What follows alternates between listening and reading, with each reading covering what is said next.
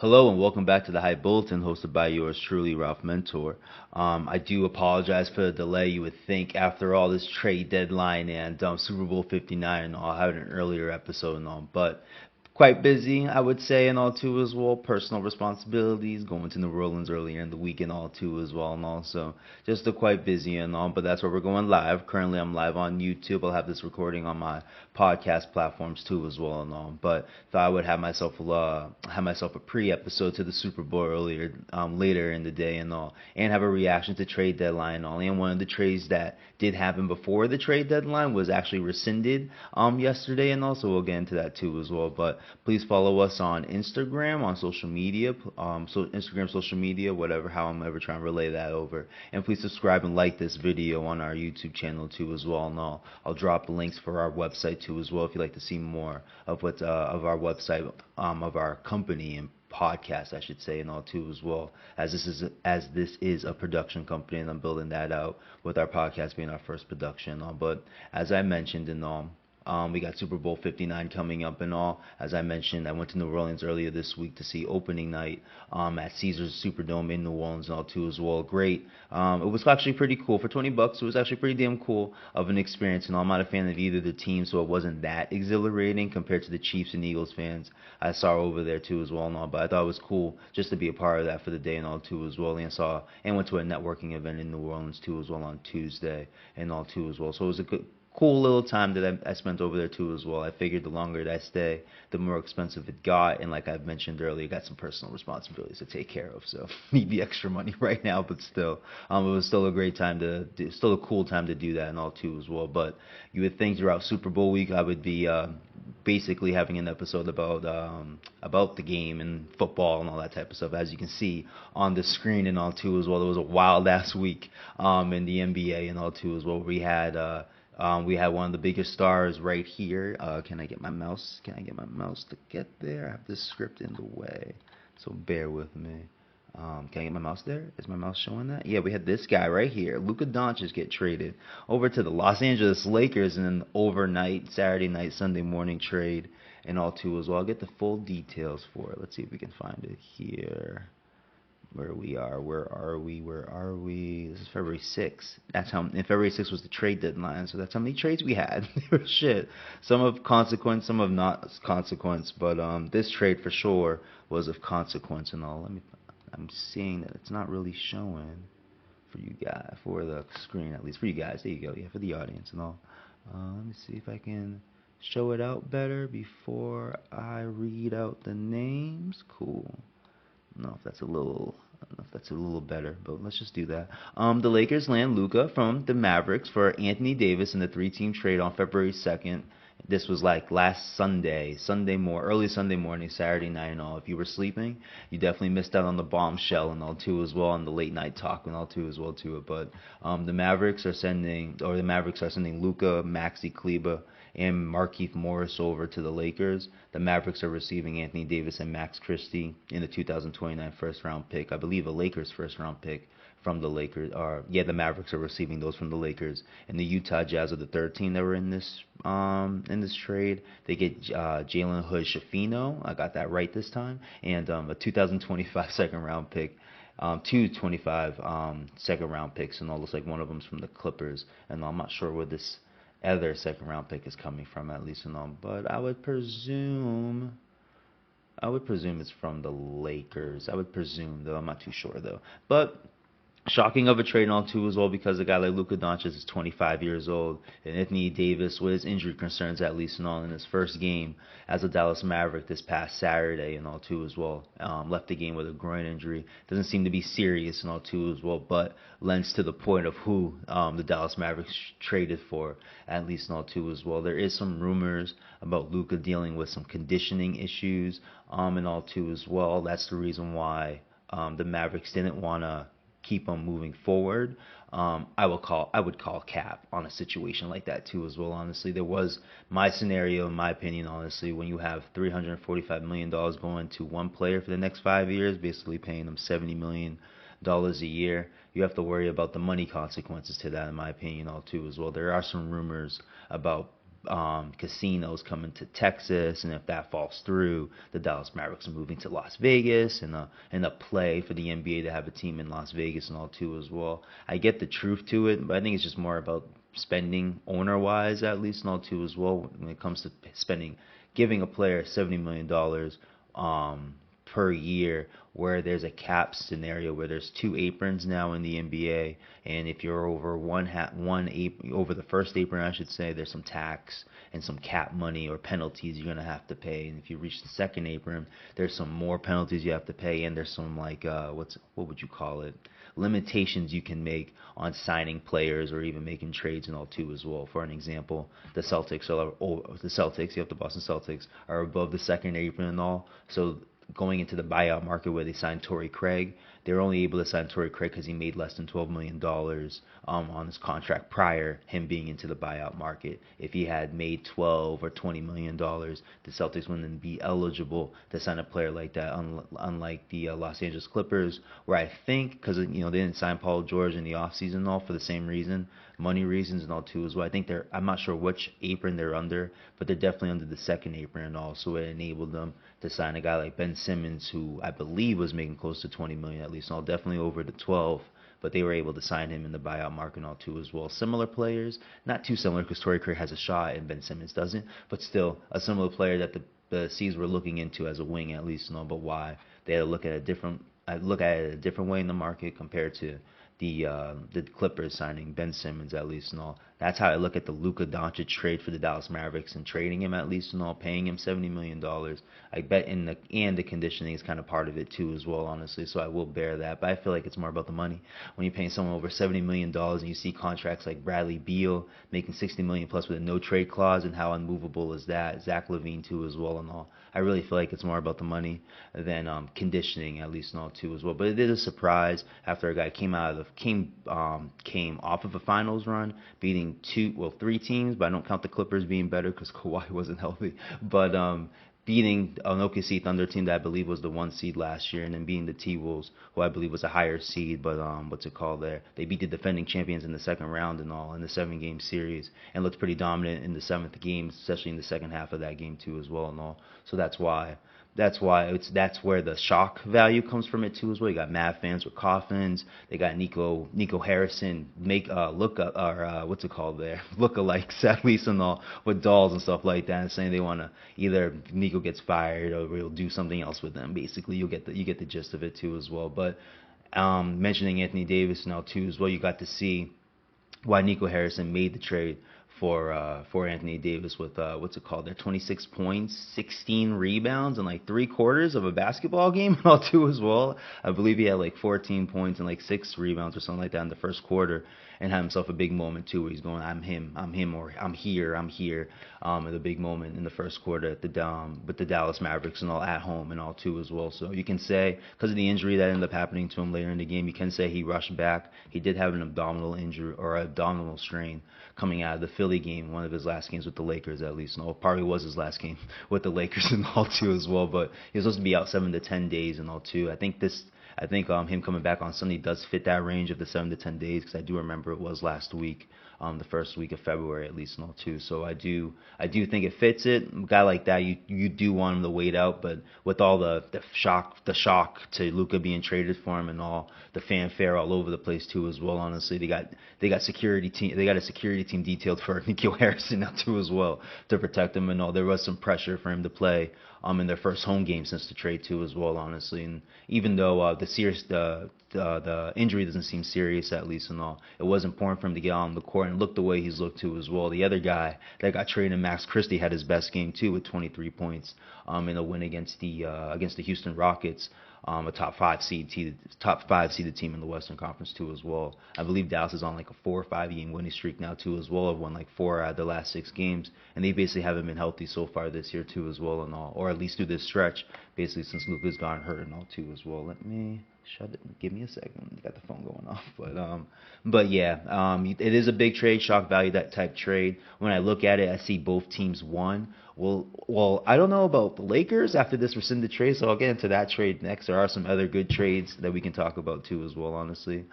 Coming off of this trade deadline in the NBA this past week and all, but it's hard not to say that both teams won. With the Lakers, at least, they didn't have a long-term plan. Now you got a long-term plan with Luka being 25 years old. Like I said about the 5 years, 345, that was a super max deal for Luka, so now he's going to miss out on that. I think I saw that he's eligible for 5 years and 230. I don't see him signing anything like that. That would be a ridiculous money move if I were him, honestly. So I would think that he starts doing a 2-1 or a 2-2, you know what I mean, that type of 2-year deal player option type of deal to build up his super max type of opportunity all over again, at least. And also, but they still do have a long term plan with Luka, at least. And all, though at the end the Lakers will have his rights at the end of it too as well. And also it should be, it should be an interesting situation for the Lakers moving forward and all. And this trade being rescinded, I really want to get to it and all, but let me finish it off. And for the Mavs being winners, we've seen it. I mean, if you're a basketball fan, you've seen it over the past week. They've looked good without. They've looked good while players have been out and all too as well. Luka was out when they beat the Oklahoma City Thunder on the road and all too as well with just Kyrie Irving and others. And now Derek Lively is going to be out for another month or two too as well with a foot injury too as well. And they're still winning games. They beat my Celtics pretty handedly, even though the bench came in the fourth quarter and all, almost made an interesting ending at least and all. But they came in pretty handedly, honestly. They've gone through. They've even with Anthony Davis getting hurt yesterday, they won that game against the Houston Rockets, who are coming back and making that a basketball game too as well. And also, if they're able to get all their parts together, especially with Anthony Davis playing the way he played in this first game and all, and there's shit ton of incentive for him to be motivated for the rest of the season at least and all, and moving forward at least. Even though the long-term plan is as long as the Lakers, obviously, because Luka's 25 and he's 31.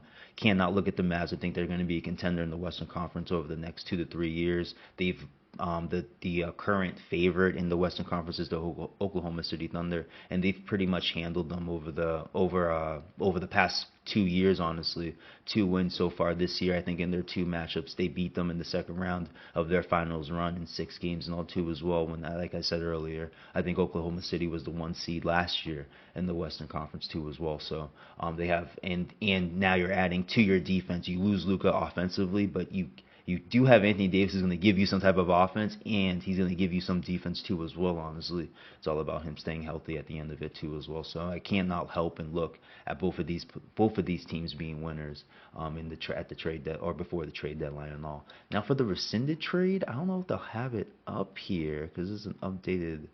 This is just update. Okay, there it is. Here it is. Now the Lakers made a move for Mark Williams and all, a center.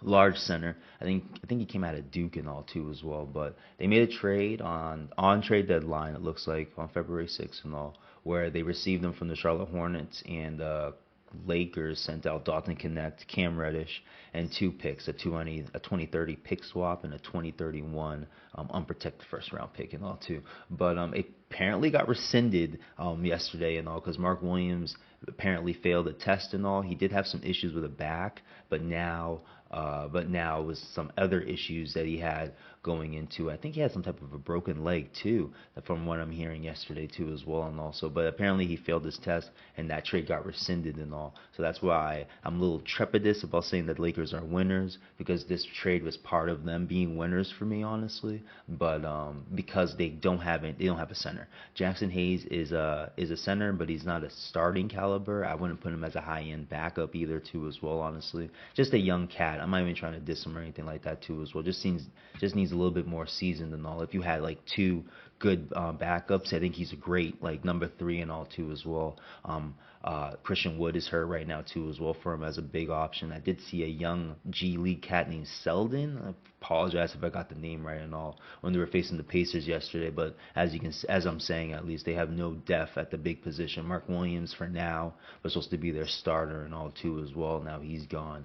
They could go into the buyout market, but I feel like they're a little late to the party now, because I seen Alex Len got signed to the Indiana Pacers. Bismack Biyombo went somewhere too as well. I'm sleeping on the organization that he went to, but those are 2 capable bigs that they could have had on their roster and all, and they've gone. I think think Daniel Tice is available. I think he got waived when he got traded, so that could be an option for the Lakers at least and all to help out with their 5 position and all. It would have been dope to have him and Mark Williams, but they're going to be where they're at least and all. So that's going to be my worry and all. So since nobody made this trade, nobody wins at least in this one. But still, I thought I would bring it up at least for the Lakers' point of view at least and all, because it was part of their trade for Luka at least and all. So we'll see. I'm going to be interested how it goes, at least not for them, in that way, going into the buyout market and finding a center in there. The next big trade, in my opinion, was with the Spurs acquiring De'Aaron Fox from the Sacramento Kings. The Spurs received De'Aaron Fox and Jordan McLaughlin. I'm not sure where Jordan McLaughlin was playing before. I would assume it's the Kings, but it could be the Bulls because it's a three-team trade at least, and all. The Kings received Zach LaVine from the Chicago Bulls. Sydney, I'm not going to try pronouncing his second name and all, but they did receive Zach LaVine from the Chicago Bulls, and the Bulls received Zach Collins, who came from the Spurs at least. Kevin Huerter came from the Kings.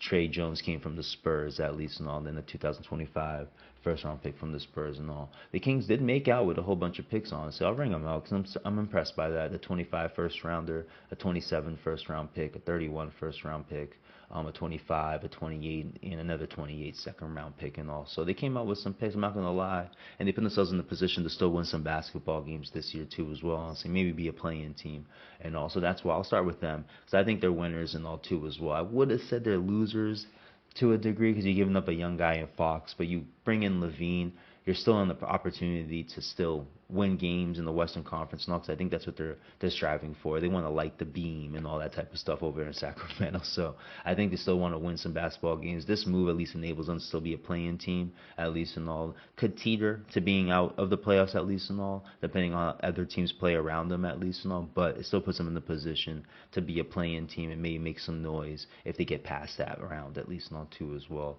For the Bulls at least and all.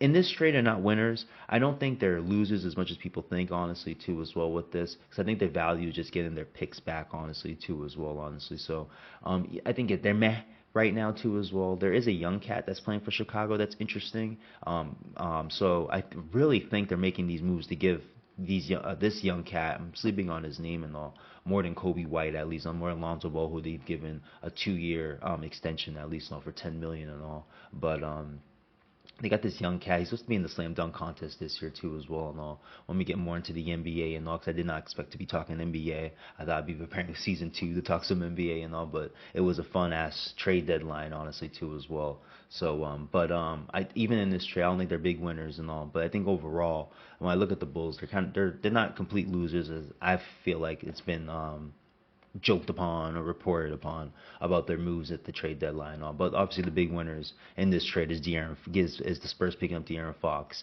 and not making any moves to their foundation, I would say, to their team at least. And still able to keep Stephon Castle, still able to keep Jeremy Sohan, still able to keep Keldon Johnson, honestly. You got Victor there, Devin Vassell there too as well. So they kept all these great young players, honestly, in my opinion. And they added De'Aaron Fox and all too as well. So I think that was a great pickup for them.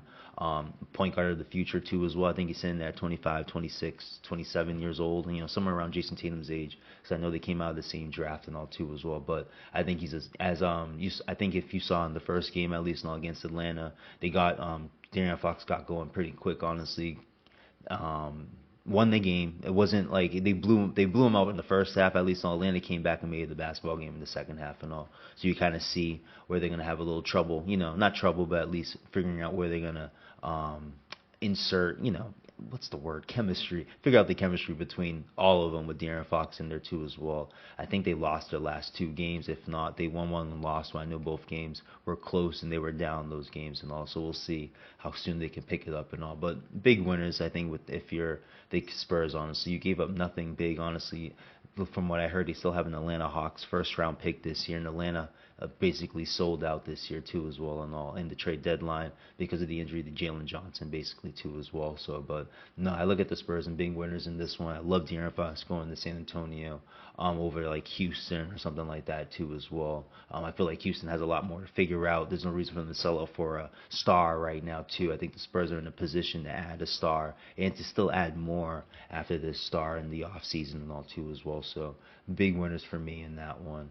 Are there any other big trades that I can think of that came up? There are some good trades. I'm just trying to think of the big ones. Just trying to think of the big ones. Oh yeah, I forgot. The Warriors acquired Jimmy Butler from the Miami Heat and all too as well, where Jimmy Butler comes to the Warriors. The Warriors also receive 2 second-round picks from the Heat and some money. It seems like the Heat got Andrew Wiggins from the Warriors, Kyle Anderson from the Warriors. This ended up being a 4-team trade or a 5-team. 5-team trade, right? Yeah. It's ended up being the 5-team trade. So Davion Mitchell from the Raptors ended up going to the Heat and all. Kyle Anderson was actually supposed to go to the Raptors, but either he didn't want to go. I think he didn't want to go. I think it was more about something like that. So he ended up staying with the Heat at least all for now. The Jazz are another team that was in the trade. Josh Richardson from the Heat got traded there. KJ Martin. KJ Martin, because KJ Martin got traded earlier too as well. Yeah, that's why it says Pistons and Sixers, honestly. So, but yeah, I think he got traded to the Pistons from the Sixers and they ended up trading him again. Wow, I did not know that part of it. But KJ Martin was part of the trade that went to the Jazz at least. The Pistons received Lindy Waters from the Warriors and a shooter from the Warriors and Jazz, which is kind of funny too as well. Yeah, and Raptors received PJ Tucker and all. We'll just focus on the Heat and the Warriors. Again, I can't look at this trend and say they're losers in this one too as well. I just think two teams are just going to go in similar directions too as well, because I don't think they're bad teams. How are they championship level teams and all? No, but I think there are some teams that can get into the playoffs and make a little bit of noise, winning a first round series and making an upset. Wouldn't surprise me by either of these teams, honestly. I see Jimmy working in Golden State. I get the reservations towards it too as well, honestly. And mind you, they won last night against Chicago still. But I don't have too much against it, honestly, too, as well. You needed someone else that can take some pressure off of Curry handling the basketball. I cannot help but look at Jimmy Butler saying that he can't help but handle that and all, too, as well. You need someone else that can help develop young players. You got Jimmy, who helped develop Caleb Martin, Max Strus, Gabe Vincent in the Miami Heat days where they went to the finals and all, too, as well. When I look at Moody, Kuminga and all too as well. How's that not going to work with Jimmy Butler and all? So I see it working and all. I'm not saying the Warriors are going to go off and be a championship level team all of a sudden because they added a third star and all, but I just see them being more competitive in some of their games and all too as well. Jimmy Butler does add a defensive component too as well that at least Curry doesn't add, but they're missing, in my opinion, too, as well, since Clay has been hurt. They've missed that part from the guard wing position in a long time in San Francisco and all in the Bay Area. So that's why I think Jimmy would definitely help with a situation like that, where you have more, more of a defensive capabilities from the wing position, something that we haven't seen from the Warriors in a long time, in my opinion, honestly. So I think he helps a lot, honestly. So that's why I give the Warriors a win, honestly. I get the move. The $120 million over the Jimmy is kind of crazy to me, but still I do get the move and all, why they signed him and all. With the Heat receiving Andrew Wiggins and Kyle Anderson and Davion Mitchell, it does add to the team that's like a top 6 team. I think a top 7 team right now. So I don't think they're not going to go anywhere. They played pretty decent. What's his name? Their Tyler Hero's an all-star and all too as well. So they can't help but look at a guy like Andrew Wiggins, Kyle Anderson, and Davion Mitchell. When we look at Wiggins and Anderson, they've been contributing to playoff teams for a number of years in the league and all too as well. Davion Mitchell, you can give him a little credit for the run that the Kings did a couple of years ago too as well. But guys that can perform in big time positions as role players and also I can't hate the trade for the Heat too as well. So that's why I say both teams won, honestly. The other 3 teams it's not that big of a deal, so I won't make too big about those 3 other teams. But I will look at the Warriors and at least the Warriors and the Heat in this trade, at least and all. I can't help but say again that both teams won in this trade and all. So any other big trades, and I'll just list them out at this point. Let's go down. Spurs acquire. Yep. So yeah, there's nothing really big before the hand. I mean, The only thing big besides no trades happening are the Phoenix Suns, at least and all. Kevin Durant was rumored to go to the Golden State Warriors and all, and he nixed that trade. Had no interest of going back and all too as well. So it did turn up other teams to be interested. I heard that Timberwolves at the last minute were interested in trying to make the trade, which would have been an interesting move if they were able to pick that up and all. I'm glad they didn't do it and all too as well because I like the way they're going lately and all with the young players that they've inserted. I think because of injury at least and all too. And then Miami was interested with the Jimmy Butler thing going because Phoenix was interested in Jimmy Butler and all too as well. But as I said earlier, Jimmy ended up going to Golden State to replace the plans that Golden State had for Kevin Durant at least and all too as well. So, but Phoenix didn't end up doing anything. Bradley Beal they were trying to ship anywhere it seems like, and no team was only I think the Atlanta Hawks and the Washington Wizards were actually the only teams interested in Bradley Beal, at least and all. Apparently, he wasn't going to go anywhere unless the place was warm, at least and all too as well, which means he wasn't going anywhere because he's already in the place that's warm, at least and all. But yeah, Phoenix didn't do anything. Kevin Durant seems to be tumultuous with the management and all too as well. Ramona Shelburne even reported it on Thursday on trade deadline that the locker room is actually toxic right now too as well, no, which can't be surprising when every player besides Devin Booker, at least with the stars at least, and all when we talk about Beal and Durant, were in trade talks throughout the whole time too as well, and also seems to be a messy situation. They lost big to the Nuggets last night too as well, and also things aren't, even though Bobo had himself a nice behind the back pass when I saw on Twitter, but things don't look good in Phoenix right now. I would presume, I think pretty much everybody can presume that Kevin Durant's going to be asking for a trade out of there and all too as well.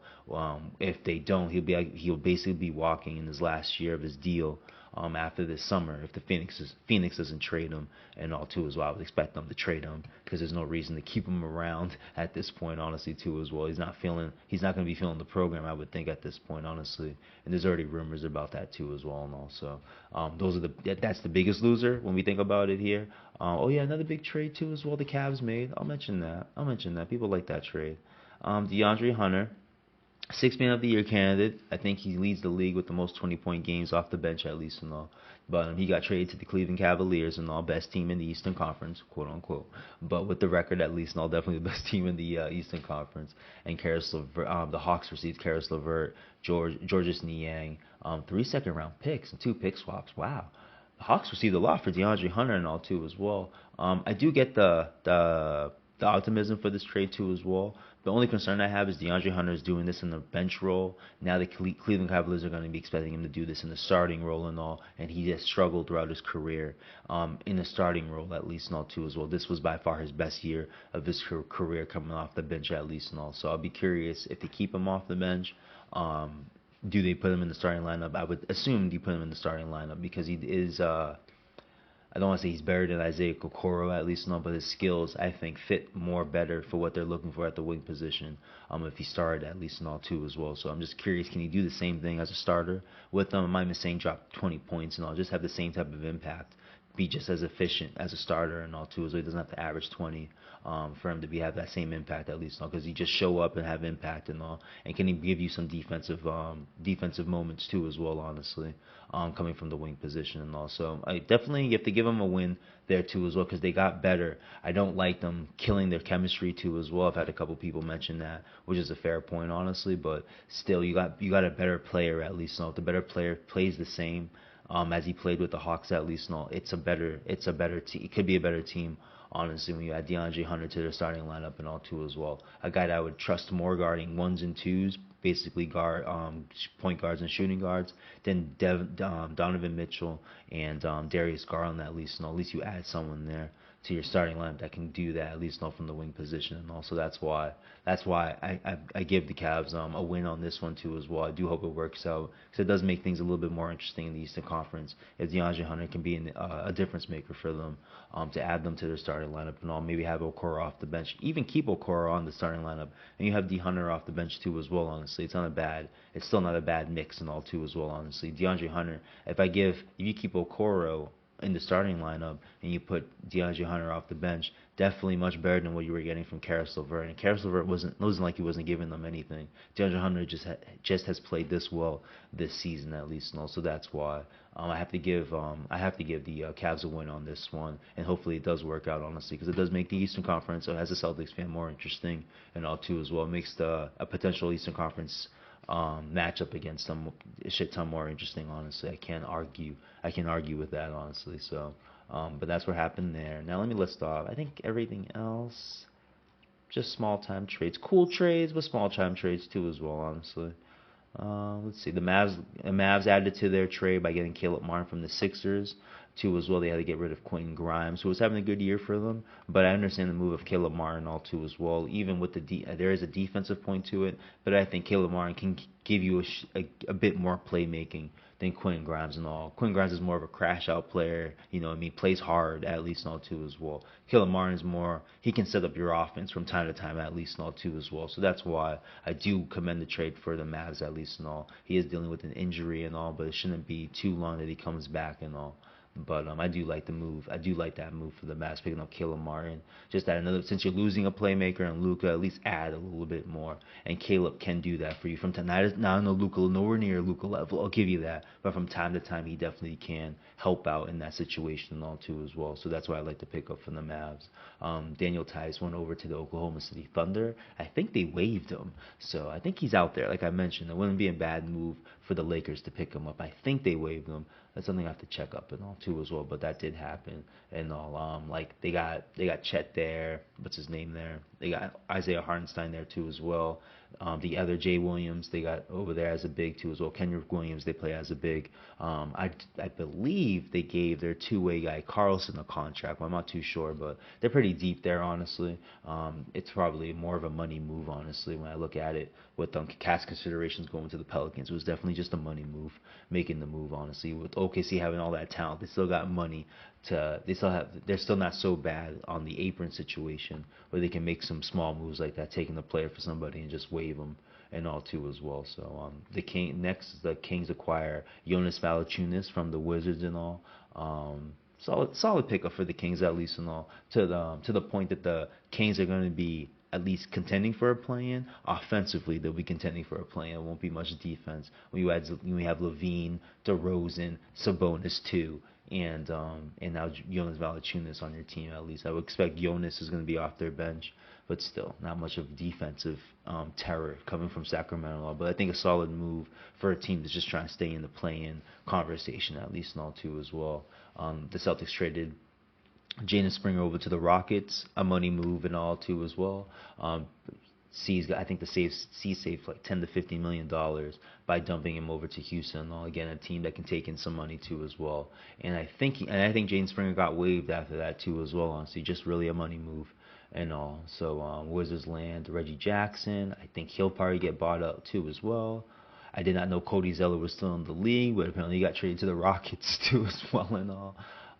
Pacers dealed James Wiseman and all. That's a sad story, honestly. I think the Raptors waived him too after, but he tore his Achilles to begin the season and all too as well. So it's gonna be a long road for him. I do think he can get back in the league and all. He should be young enough where he can recover and rehabilitate himself. It's just about how seriously does it take him does he really want to come back to the league and all it's gonna be. So it's gonna be an interesting question about his moxie and all that type of stuff too about James and all, because if he doesn't, it will be a sad story and all too as well. Number one pick in the 2019 if not 2020 draft, and has never panned out and all too as well. Has been hurt basically his whole career and all. Anything interesting? The Suns did do a deal for Yusuf Nurkic, sending him over to the Hornets and all too as well. There's more of a dump and all because he was basically on the bench and all too as well. Let's see. Anything else more interesting? The Bucks picked up a couple players. I'll give the Bucks some love. The Bucks picked up Kevin Porter Jr. from the Clippers, and they picked up Kyle Kuzma from the Washington Wizards too as well. They sent away their 2021 champion, Chris Middleton. Now two of them. That's two of them. Now they have sent away now, but they sent them over to Washington and all too as well. So,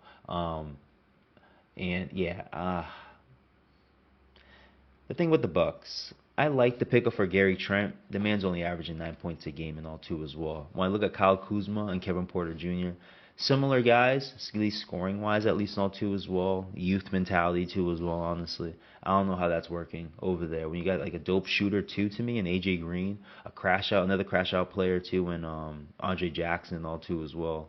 And they don't make good use of either of those players and all. So when I look at Kevin Porter Jr., Kyle Kuzma going over there and all, and with Gary Trent there, um, I don't see much success for them. I do like them as players and all too as well. I just don't trust what Milwaukee's doing moving forward and all too as well, and could lead to another star player looking to be moved to in the offseason and all. But that's a different conversation and all, so I'll let that be. But this is the trade. Oh, there's the trade. Yeah, the Bucks got Kyle Kuzma and Jericho Sims. Oh, all right, I'll give the Bucks credit there. Another young guy at least and all too as well, but I don't trust them molding that young player at least, and that's not going to be my issue with them. But that's a cool pickup to pick up Jericho Sims from the Knicks at least. And I had no idea that they picked up Jericho Sims. I had no idea this was a 4-team trade too, honestly too as well. I did see DeLon Wright last night with the Knicks at least, and also I should have had an idea at least when the C's beat them down at MSG last night and all. But yeah, I did hear that AJ Johnson went over to the Wizards and all, and the Wizards currently have like 3 top 10 picks from this past draft in their team right now, so that's a cool thing for them too as well, honestly, to get that young and all. But yeah, but the Bucks are bringing in even Jericho Sims, and I don't even know about Jericho Sims going there. It's a cool pickup, but again, I just it's, the way Gary Trent has looked, Andre Jackson, AJ Green. I've heard the Bucks fans talk about more Marjin Beauchamp. He should have deserved more of a chance, and he probably got involved in this trade too, right? No, he's still on the team. He may be gotten traded on a different move. But still, they haven't developed those young players like that. I can't think of one besides Giannis and Middleton that they developed out like that. Bobby Portis is from Chicago, from other teams. Brook Lopez, Lakers, Nets, from other teams at least. Now Drew Holiday chronicled from other teams at least, now too as well. So I just kind of questioned the development. Pat Connaughton had himself a run, and he kind of flamed out now too. Honestly, I liked him too. A couple years back too as well. He's not the same. He doesn't look the same anymore. So that's kind of what I'm worried about and all. And another money dump, unfortunately, for a former Boston Celtics, Marcus Smart, got traded over to the Washington Wizards from the Grizzlies and all. Basically, it's just basically a money dump and all too as well. Just trying to save the money from these apron penalties and all too as well and all. So that's basically the gist of the NBA trade deadline and all. Like I said, that's now, yeah, like I said, that got rescinded. One of the trades got rescinded and all too as well. So that's why, what's it called there? That's why I wanted to add to it a little bit more. But real quick, I'll get real quick into the NFL and all. As you can see, not as prepared as I would like to be, but still, let's get it over with, as they say and all too as well.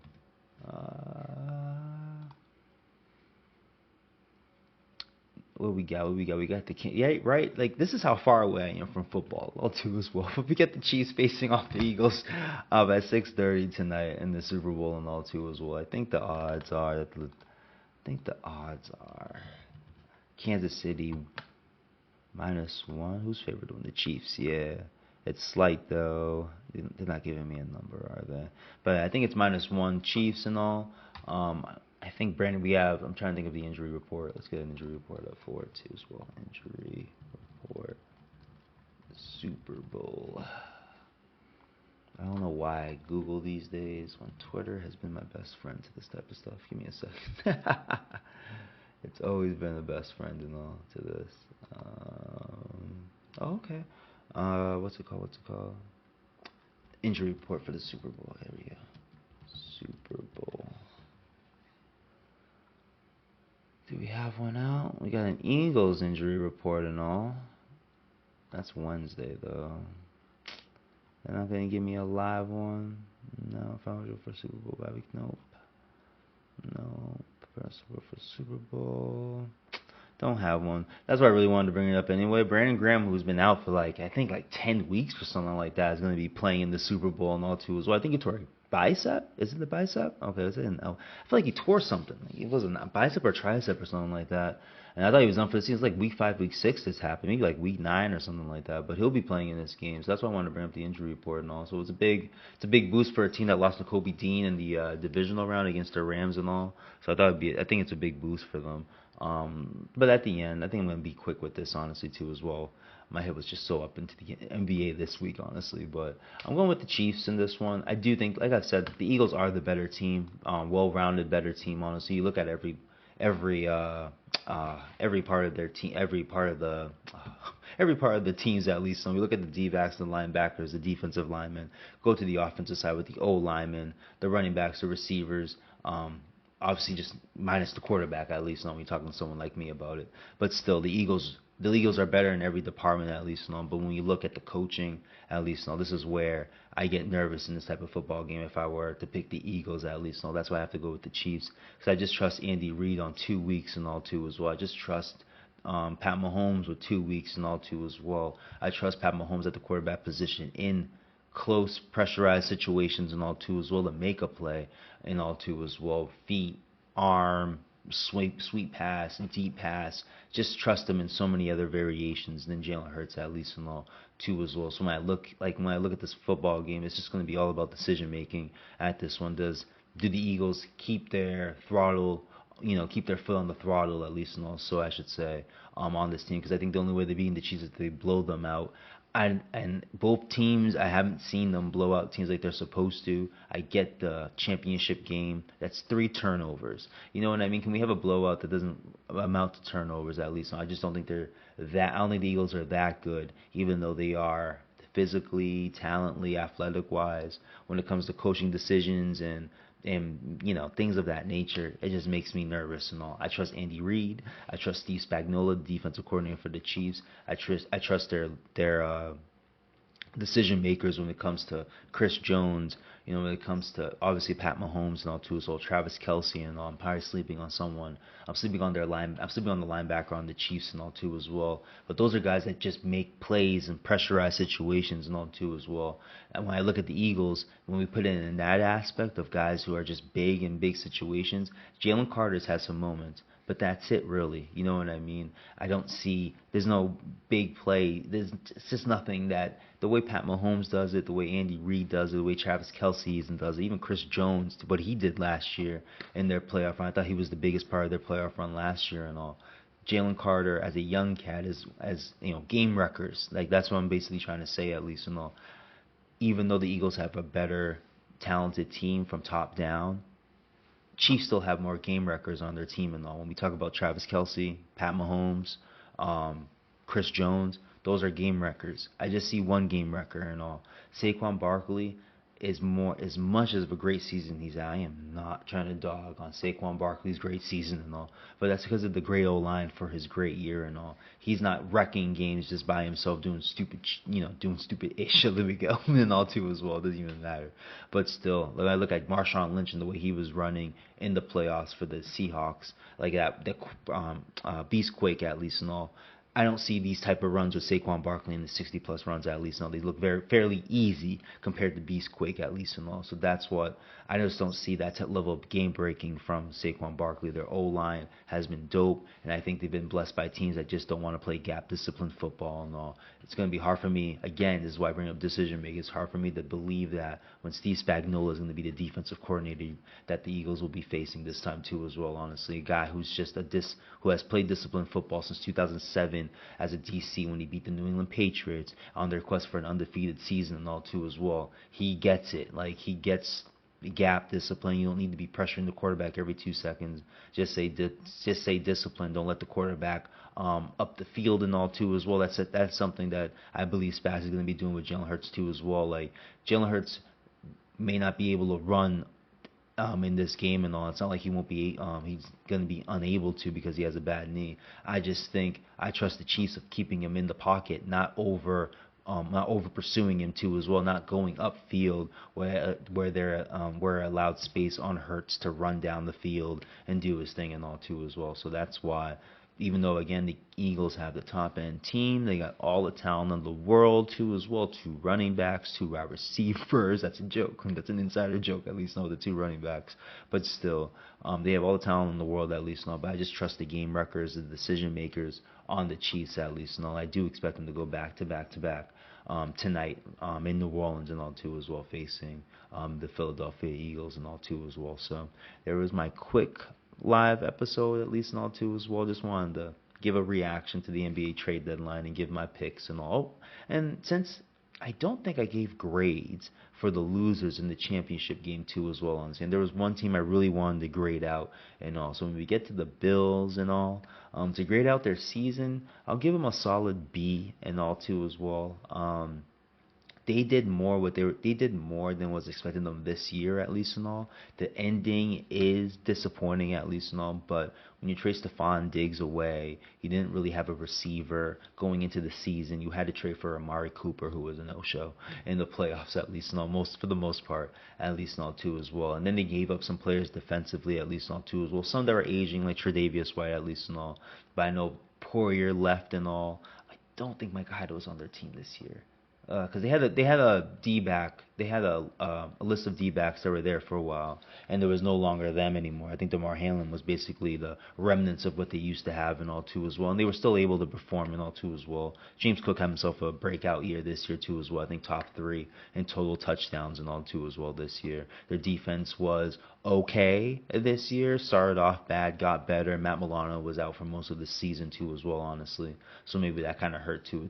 Maybe kind of hurt towards their performance throughout the whole year. At least, no, I do think they got better when he got back in there. They were a little bit more solid, at least, and all too as well. And all, even though the championship game didn't turn out the way they wanted to, because they really couldn't stop the Chiefs too as well. A team that was kind of struggling moving the football towards the end of the season, at least. And all, they started figuring things out anyway and all. But it's hard for me not to give the Bills at least a B, because there weren't high expectations of this team coming in and all, just because based on the money saving moves they made last year and all. It is a great year to put this. It is nice to see where they put themselves this season, and it'll be interesting where they put themselves next, in my opinion, after that too as well. And also, that's the for the Bills that lost in the AFC Championship. For the Commanders, though, didn't think they get the best grade going this season, at least. No, I knew they could make a surprise this year. Did not expect them to go this far, at least. No, I didn't even think they win a playoff game past Philly, because I didn't think they'd be seasoned enough at all to face any other playoff team and all. But definitely proved me wrong and all. Definitely in the way that they couldn't beat Philly either. So I was wrong there. But in every other instance, at least, they showed out big time against the Lions and all. Showed out big time against the Buccaneers too as well. And so they showed out all year. I think they would have had a better year if Jaden Daniels doesn't even get hurt his ribs in the middle of October, at least, and all too as well. And basically, they played safe with them for those 4-5 games at least, not two as well. They could have had a better season if he was able to stay relatively healthy throughout the whole year, because there's no such thing as being healthy in NFL football. It doesn't make sense. Maybe kickers are the only punters are the only ones that stay healthy throughout the whole season and all. But still, it's hard for me not to grade them an A+ and all too, as well as the team coming off of 4 wins the year before, had 12 this year, made it all the way to the NFC Championship game with a rookie quarterback, a rookie coach for this team. He's been a coach before too as well and all, but a rookie coach for the franchise, a rookie OC for the franchise, a rookie quarterback for the franchise, a rookie GM for the franchise, a rookie owner for the franchise, just all rookies. Everyone their first year with the Commanders in the NFC Championship game and all. And gonna have the money to spend too as well. Like I said, this is Jay and Daniel's first season. They're gonna have all the money in the world before they have to owe him some money. I would say 2 to 3 more years before they got to owe him big bucks and all too as well. So in a great position and all. Team that probably only has one wide receiver and Terry McLaurin and all. Defense can be. I thought the defense was solid this year too as well, and there's plenty of space for them to get better too as well and also. Really wanted to grade and figure out. I don't know if I graded them out in the last episode and all last recordings, but definitely want to take the opportunity to grade them out and what a great season they had, honestly too as well. As a fan of them, because I can't be owning teams apparently. Fuck all that anyway. But definitely proud to add them to the list of my favorite teams, at least on the NFC and all. New teams I'm hoping that can crop up and make the Super Bowl. Besides the Eagles and the Niners and all too as well. People will understand why I like these NFC teams, because we keep seeing the same NFC teams go to the Super Bowl and lose and all too as well. The Eagles have a chance to change that tonight. I don't believe in it. I don't mind being proven wrong and all too as well. That's not a big deal. But what's it called there?